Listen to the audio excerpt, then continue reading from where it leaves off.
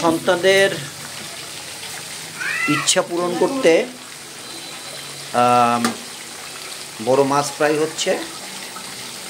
আসলে যারা বিবাহিত, সংসারে দুই একটা ছোট ছোট ট্যান্ডেস্টার আছে, বেবি আছে, কিউট বেবি বলে অনেকে আবার। তো আমার ঘরে এরকমের দুইটা কিউট বেবি আছে। তো এই কিউট বেবিরা ইউটিউবে দেখছে মাছ ফ্রাই করে তেঁতুলের টক, লেবুর টক দিয়ে রুটি দিয়ে খাবে। তো আর কি আর করার, বাবা মা হয়ে এখন তো তার চাহিদা পূরণ করতেই হবে।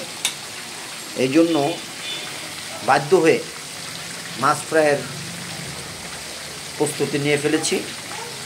ভিউয়ার্সগণ, ছোটো ছোটো বাচ্চারা কোনো আশা করলে তাদের আশাগুলো পূর্ণ করে দেওয়া উচিত বাবা মায়ের।